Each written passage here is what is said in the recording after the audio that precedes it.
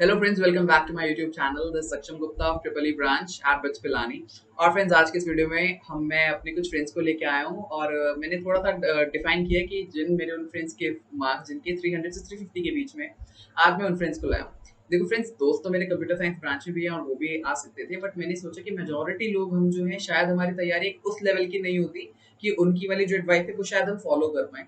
तो हमारे जैसे जो लोग होते हैं जिनका शायद एक सब्जेक्ट वीक है, दो सब्जेक्ट वीक हैं, कुछ कुछ बैकलॉग्स हैं, तो वो भी कैसे 300 से 350 के बीच का स्कोर ला सकते हैं, क्योंकि वो काफी एक कंफर्टेबल स्कोर होता है जिससे कि आपको बिट्स पिलाने में एक ब्रांच मिल जाती है। तो वो सब के लिए आज मेरे कुछ फ्रेंड्स यहाँ पर मैं अपने साथ लाया हूँ। तो first of all thank you to all of my friends. And मैं चाहूंगा दोस्तों कि आप एक एक बार अपना नाम, अपने जेई मेंस की रैंक और अपना बिट्स एट का एक बार स्कोर बता दो। सार्थक जैन, एमएससी इकोनॉमिक्स मेरी ब्रांच है और जेई मेंस में 99.03 परसेंटेज थी और 320 बिटसेट स्कोर। ओके, यश। ओके, लक्ष्य। अरे नहीं नहीं, उसको बोलने दे, तूने बुला लिया उसको। मैं यश यश त्रिपाठी, बताओ। जेईई मेंस की परसेंटाइल 99.2 और बिट सेट स्कोर 351। ओके, लक्ष्य सर। लक्ष्य, जे मेंस में मेरी 99.3 थी एंड बिचेट में 344। Very nice. तो अब आगे बढ़ते हैं दोस्तों और इनसे हम अपने वो सारे डाउट्स पूछेंगे। देखो, आज की वीडियो में कोशिश करूंगा कि आपके लिए छोटी से छोटी रखूं, क्योंकि मुझे पता है आपका एक महीना रह गया बिट सेट के लिए, बट आपकी एक जो तैयारी है उसको ढंग से चैनलाइज हो सके, ताकि आपको भी एक मॉडरेट सी ब्रांच मिल सके। अगर आपकी तैयारी एक बहुत एक्स्ट्रॉर्डिनरी लेवल की नहीं है, तो कैसे आप इन आखिरी के दिनों में बूस्ट कर सकते हैं, आज हम वो सब इनसे पूछने वाले हैं।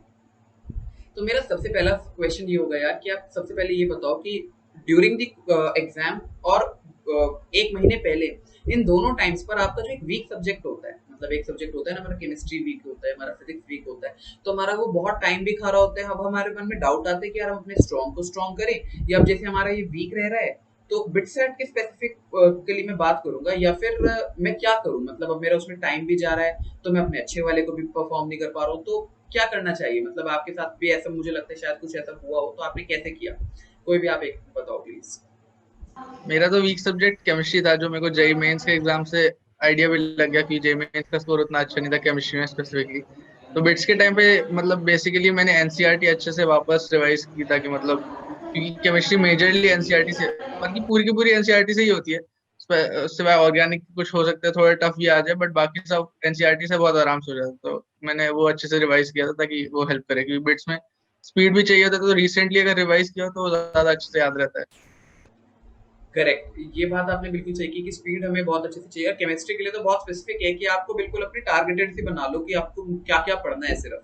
मतलब आपको पता है कि आपकी एनसीईआरटी से बाहर कुछ नहीं आने वाला है इनऑर्गेनिक में, तो आप अपनी एनसीईआरटी पे फोकस कर लो अगर आपकी वीक है तो that was a very nice point. कोई और आप मुझे बताना चाहता है? बिटसेट के लिए तो एक महीना पहले कुछ सोचा नहीं था, पूरा फोकस अपना एडवांस या मेंस भी था। पर अगर बिट्स के हिसाब से देखें तो वही है कि मॉक टेस्ट पे ज्यादा ध्यान दिया था, बाकी ऐसा मेंस के हिसाब से ही तैयारी करी। यहीं से मेरा सेकंड क्वेश्चन बनता है कि आपने मॉक टेस्ट जो है वो कितने दिए थे, क्या फ्रीक्वेंसी रखी थी, कितने इंपॉर्टेंट हैं, एंड सोर्सेज क्या थे, मतलब कौन से मॉक टेस्ट आपने अटेम्प्ट किए थे?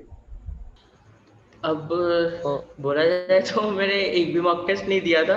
बिचेट के पहले वाले दिन रात को मैं बस एक बार ही एक लास्ट ईयर का पेपर खोल के बैठ गया और मैंने देखा कि बिचेट के पेपर में आता क्या है।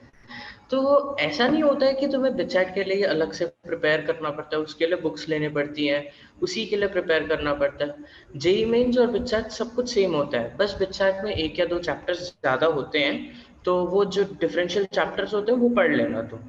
और इंग्लिश और रीजनिंग होती है, उस वो भी उतनी ज़्यादा वो नहीं होती है, बट लाइट भी नहीं लेना होता है, थोड़ा बहुत करेक्ट। पढ़ लेना उसको भी। और सिर्फ बिटसेट के ओरिएंटेड ही पढ़ना है ऐसा कुछ नहीं होता, मेंस और बिटसेट सब सिमिलर ही होता है। करेक्ट। बस बिटसेट में थोड़ा सा स्पीड ज़्यादा होना होता है और लेवल थोड़ा सा कम होता है ऐसे बोलते हैं, बट वो इसलिए क्योंकि स्पीड ज़्यादा होती है, और कुछ नहीं होता। एब्सोल्युटली राइट, मतलब ये आपकी बात बिल्कुल ठीक है। एंड इनफैक्ट इसमें मैं एक बात ऐड करना चाहूंगा, जैसे आपने तो सैंपल पेपर नहीं दिया, बट मेजोरिटी हमारे साथ क्या होता है, हमें स्पीड का आइडिया लगाना है। मतलब सपोज हमारे कुछ व्यूअर्स हैं जिनकी 95 96 परसेंटाइल भी है, तो एक, अगर आपको बिटसैट में परफॉर्म अच्छा करना है, तो ये मैंने बहुत एक्सपीरियंस से देखा है कि अगर आप उसके मॉक टेस्ट देते हो दोस्तों, अगर आपने दिए हैं, कुछ प्रैक्टिस करी है, तो आपको एक आइडिया लग जाता है कि अच्छा फिजिक्स है, मैं एक कंजर्वेटिव आइडिया लेके चलूंगा कि मुझे इसको सपोज 30 मिनट्स में करना है, केमिस्ट्री इसको मुझे 25 मिनट्स में करना है। तो आपका अगर ये बेसिक से एक ब्लूप्रिंट आपके हाथ में होता है, तो इसके 20% अबव 20% बिलो जाओ, तो वहां पे आपके पास पेपर में कॉन्फिडेंस रहता है और आपको आइडिया रहता है कि हाँ मैं पेपर में अच्छा कर रहा हूँ, तो कॉन्फिडेंस बूस्टर बहुत ज्यादा हो जाता है। तो आप कोशिश करो कि जहां से आप मॉक टेस्ट को अटेम्प्ट करो। अच्छा फ्रेंड्स, क्या आपके पास कुछ ऐसी नॉलेज दे सकते हो कि मॉक टेस्ट कहाँ से अटेंड करना चाहिए, कहाँ से अटेम्प्ट करना चाहिए, कहाँ से आपने किया था, कौन से करे थे? मैं फिटजी जाता था उस टाइम पे, तो हमारे को तो उनने प्रोवाइड किया हुआ था और उसका लेवल भी काफी हद तक उन लोगों ने थोड़ा हाई ही रखा था, मतलब जेई मेंस के आसपास।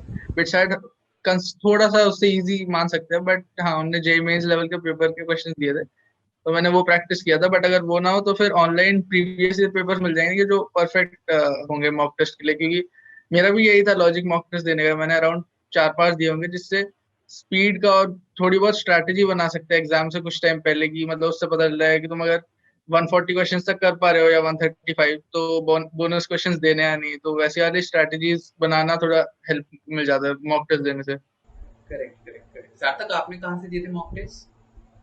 मेरा भी वही था जो कोचिंग वाले ऑनलाइन लेते थे, मेन तो सोर्स वही था। बाकी एक एमबाइब करके वेबसाइट है, वो ओके। काफी अच्छी है, उनके मॉक टेस्ट बहुत एक्यूरेट लगे मेरे को। उनका जो क्वेश्चन डिफिकल्टी लेवल है और जिस तरह से वो एनालिसिस देते हैं अपने को, वो काफी अच्छा है। तो I would recommend using Embibe website. Exactly exactly, और मतलब ये चीज काफी सही है। बेसिकली आपकी प्रैक्टिस होनी चाहिए। बिटसैट का पेपर तो मोर और लेस कोई ज्यादा अलग तो आता नहीं है कि आपको मतलब एडवांस में तो आपको बहुत देखना पड़ता है कि पेपर आप उस लेवल का अटेम्प्ट कर रहे हो नहीं कर रहे हो। इसके अंदर आप बेसिक क्वेश्चंस करते हो तो ऑब्वियसली बात है कि आपको पेपर का एक्सपीरियंस होना चाहिए। फिर आप वो कहाँ से कर रहे हो वो इतना मैटर नहीं करता। अरिहंत वगैरह की बुक्स आती है, मैंने देखा है कि उनके अंदर भी सैम्पल पेपर्स होते हैं, आप वो भी अटेम्प्ट कर सकते हो। आप बाजार में जितनी भी स्टैंडर्ड पब्लिकेशंस है उसमें से आप कोई भी करो, बट करो, ये सबसे ज्यादा नेसेसरी है। मेरा एक नेक्स्ट क्वेश्चन है फ्रेंड्स कि आपके साथ भी ऐसा होता होगा, जैसे बिटसैट में स्पीड की बात करते हैं, बट कुछ क्वेश्चंस होते हैं जो कि हमें दिखता है कि यार आसान चैप्टर से तो है, बट थोड़ा सा हमारा अटक रहा है, या फिर हमें दिखता है कि अच्छा मैं कर भी लूंगा बट ये थोड़ा सा टाइम कंज्यूमिंग हो जाएगा, तो वहां पर लालच आ जाता है कि अच्छा मार्क्स तो मिल जाएंगे बट शायद हमारा टाइम ज्यादा लग जाए। तो उसको आप कैसे डील करते थे? आप मुझे प्लीज कोई भी एक बताओ। बिटसैट के बिटसैट के हिसाब से मैं ये बोलना चाहूँगा कि इस पे ज़्यादा स्पीड मैटर करती है। तो उस क्वेश्चन को पकड़ के बैठने से बेटर ये होगा कि हम जब भी ऑनलाइन टेस्ट देते हैं तो हमें वहाँ पर मार्क दिस क्वेश्चन करके होता है फॉर रिव्यू। हम उस क्वेश्चन को मार्क करके आगे चले जा सकते हैं, और बाद में जब पूरा पेपर एक बार खत्म हो जाता है अपना इजी क्वेश्चन से अटेम्प्ट करना, उसके बाद हमें अगर लगता है कि ठीक है अभी टाइम है हमारे पास, तो हम वो वाला क्वेश्चन कर सकते हैं जो टाइम कंज्यूमिंग होगा, तो हमें मार्क्स भी मिल जाएंगे। साथ में अगर हमने ये क्वेश्चन को पकड़ के बैठ गए और अपना टाइम खत्म हो गया, तो तुम शायद उसी 10 मिनट में 3-4 क्वेश्चन कर सकते थे, और लास्ट में तुम्हारे मार्क्स देखे जाते हैं, ना कि कौन सा क्वेश्चन अटेम्प्ट किया। तो 12 मार्क्स हमेशा 3 मार्क्स से ज़्यादा ही होते हैं। Fine, right, absolutely. Basically ego वाले गेम में नहीं पड़ना है कि यार ये तो मैकेनिक्स का या काइनेमैटिक्स का क्वेश्चन है, मेरे से कैसे नहीं हुआ, मैं तो करके दिखाऊंगा ऐसे, मतलब यू आर एब्सोल्युटली राइट। उस टाइम पर वो ईगो वाले गेम में नहीं पड़ना चाहिए। अब हम अपने बहुत ही मेन क्वेश्चन की तरफ बढ़ते हैं कि अच्छा बोनस क्वेश्चंस का आप क्या करते थे? मतलब आप स्ट्रैटेजी तो आप बना के रखते हो ना कि आप बोनस क्वेश्चंस को आप घर से सोच के गए थे मुझे करना है बोनस या नहीं करना है, या आपने एग्जाम टाइम में सोचा था? वो थोड़ा सा आप एक्सपीरियंस शेयर कर सकें अगर फ्रेंड्स को। क्वेश्चन, हाँ, बोनस क्वेश्चंस का ऐसा होता है कि तुम्हें पहले से सोच के नहीं जाना होता है, ठीक है। बट हाँ, एग्जाम स्टार्ट होने से पहले तुम्हें ये सोच के बैठना होगा कि मेरे 150 क्वेश्चन नहीं है, मेरे 165 क्वेश्चन है, और मुझे उसके हिसाब से अपना टाइम को इक्वलाइज करके खत्म करना है। फिर एग्जाम स्टार्ट होता है, करते हो, हमें अनजाने अनजाने में टाइम कभी कभार चला जाता है, नहीं तो फिर लास्ट में टाइम बच जाता है। और लास्ट में अगर टाइम भी बच गया और साथ साथ में जो नंबर ऑफ क्वेश्चंस तुमने छोड़ दिए, वो अगर तुम्हारा एक ऐसे नंबर में हो कि तुम बोनस क्वेश्चंस में अगर ये सारे तुमने गेस रखे और सारे गलत हो गए, और फिर भी तुम बोनस क्वेश्चंस पे इतने मार्क्स ले आओगे कि यहाँ जो नेगेटिव होता है वो वहाँ पॉजिटिव हो जाए, तो तुम्हें बोनस क्वेश्चंस अटेम्प्ट कर लेना चाहिए। क्योंकि ऐसा होता है कि 15 क्वेश्चन तुम अगर गेस रखोगे तो 1 या 2 तो पक्का सही हो ही जाते हैं, तो 4-5 मार्क्स तो ज्यादा मिल ही जाएंगे। तो इसलिए अपने ऊपर अगर कॉन्फिडेंस है तो अगर 10 या 12 क्वेश्चंस ऐसा कुछ है तो तुम रख के सारे 12 या 15 क्वेश्चंस गेस रख के तुम जाके वो 12 में से 5 क्वेश्चंस करेक्ट करके आ सकते हो। बट फिर भी उसके लिए थोड़ा ध्यान से रहना होगा। ऐसा नहीं है कि 25 क्वेश्चन है तो मैं 25 क्वेश्चन गेस रखूंगा और चला जाऊंगा। अगर सारे गलत हो गए तो भाई मतलब जो आना था वो भी चला जाए। सार्थक, आपका क्या एक्सपीरियंस रहा? आप क्या सोचते हो बोनस क्वेश्चंस के बारे में? मैं जब एग्जाम देने गया था तब तो मैंने सोचा था कि बोनस क्वेश्चंस करेंगे, जैसा मतलब पहले से सोच के नहीं जाना चाहिए जैसा लक्षित ने बोला। और मतलब मेरे से वही बोनस क्वेश्चन में गलती हुई थी। मैंने सोचा था कि मैं करूंगा, पर इन द एग्जाम टाइम आखिरी में लाइक 10-15 मिनट्स बचे थे और मेरा पूरा पेपर तो हो गया था एक बार गो थ्रू, बोनस क्वेश्चंस बचे थे। तो मैंने वहाँ पे डिसीजन लिया कि मैं जो ओरिजिनल क्वेश्चन है वही पहले करूंगा वापस से, पर उसमें फिर टाइम निकल गया तो मैं बोनस पे नहीं जा पाया था। ओके। तो ये गलती हुई मेरी बोनस के साथ। बाकी जैसा लक्षित ने बोला वो फॉलो करोगे तो काफी सही स्कोर होगा फिर। बोनस क्वेश्चन से रिलेटेड मेरा भी एक्सपीरियंस सेम था। मेरे भी 334 मार्क्स बनने थे, बट बोनस में 17 मार्क्स एक्स्ट्रा हुए तो काफी बड़ी हेल्प हो गई। और बोनस से मेरा ये था कि मेरा प्लान पहले से था बोनस अटेम्प्ट करने का, क्योंकि मैं जनरली एक ट्रेंड नोटिस कर रहा था जब मैंने मॉक पेपर्स दिए थे, या तो केमिस्ट्री या फिर इंग्लिश वाले पोर्शन में मेरे क्वेश्चन बच जाते थे। करेक्ट। तो उसमें जनरली ऐसा होता है, इनऑर्गेनिक केमिस्ट्री हो गया या फिर इंग्लिश में सिनोनिम एंटोनिम टाइप क्वेश्चन हो गए, तो उसमें तुम कितना भी याद करने की कोशिश कर लो, अगर नहीं आता तो नहीं हो पाएगा। तो मैंने पहले से ही सोच रखा था कि उन सबको या तो मैं गैस मार के फिर बोनस क्वेश्चन अटेम्प्ट करने में जाऊंगा जिनमें होने के चांसेस काफी ज्यादा होंगे। तो इसलिए मेरा तो यही लॉजिक, तो मैंने तभी अटेम्प्ट किया था। आई होप कि इससे काफी अच्छा एक ओवरव्यू मिला होगा कि बोनस क्वेश्चंस को कब करना चाहिए कब नहीं करना चाहिए। मेरा बस अब लास्ट क्वेश्चन एक ये है कि इंग्लिश और रीजनिंग वाला जो पोर्शन है, क्या इसके ऊपर टाइम स्पेंड करना या फिर टाइम हो सकता है कुछ टाइम वेस्ट करना भी हो? तो मैं जानना चाहता हूँ कि आपके व्यू पॉइंट में वो टाइम जो आप स्पेंड कर रहे हो वो इन्वेस्टमेंट है या एक वेस्टेज है? एनीबॉडी? अगर तुमने तो मेरा इसमें ये कहना होगा कि अगर तुमने आज तक कभी भी कोई भी रीजनिंग का कुछ भी नहीं किया हुआ है तो थोड़े बहुत क्वेश्चंस देख लो रीजनिंग के। या फिर तुमने अगर 10th में एनटीएससी की थोड़ी बहुत ऐसी भी प्रिपरेशन करी होगी, अगर 20-30 क्वेश्चन भी सॉल्व करे होंगे तो यहाँ पर तुम्हें रीजनिंग समझ आ जाएगी। और उसके बाद तो दिमाग का खेल होता है, सारे क्वेश्चन अलग होते हैं, बस तुम्हें समझ के करना होता है। और इंग्लिश का बोला जाए तो थोड़ी बहुत जितनी आती है वो लेके जाना, और हो सके तो थोड़ा सा ब्रशअप कर लेना। बट उसके लिए बैठ के कहीं सिनोनिम्स एंटोनिम्स बैठ के रात याद मत करते रहना, कोई यूज नहीं होगा। इतने सारे हैं दुनिया में, वो कुछ भी पूछ सकते हैं और लगेगा नहीं लगेगा नहीं पता।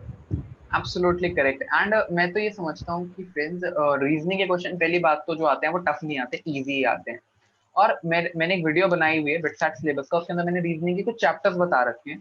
तो आप कोई सी भी एक बुक पकड़ सकते हो, उसमें से आप 10 क्वेश्चन पकड़ लो कि एटलीस्ट आपको कॉन्फिडेंस आए। यहाँ पर मॉक टेस्ट या सैंपल या प्रीवियस ईयर पेपर बहुत ज्यादा हेल्प करते हैं आपका कॉन्फिडेंस बिल्डअप करने में। आपको पता होता है कि हाँ चलो ऐसे वाले क्वेश्चंस आते हैं, मैंने कर लिया। या तो आप बुक कर लो कोई सी, या फिर अगर फ्रेंड्स आप मॉक टेस्ट करने वाले हैं तो उसमें भी आपकी प्रैक्टिस हो जाएगी। देखो, इंग्लिश के लिए आप बिल्कुल हेडेक मत लो। इंग्लिश को आप बिल्कुल इग्नोर कर सकते हो कि मुझे नहीं पढ़नी इंग्लिश, पेपर में जो आएगी देखी जाएगी। वो आपके इतने सालों से 18-19 साल से आपने जो तैयार करी है, आप सिर्फ उसी को कर सकते हो। 2 दिन में आप कुछ नहीं कर सकते। बट हाँ, रीजनिंग रीजनिंग अगर आप करके जाओगे तो आपका कॉन्फिडेंस बढ़ जाएगा, और कॉन्फिडेंस बढ़ते ही आप क्वेश्चन वहां पे अटेम्प्ट कर आओगे, और ये बहुत ज्यादा फर्क डाल देगा।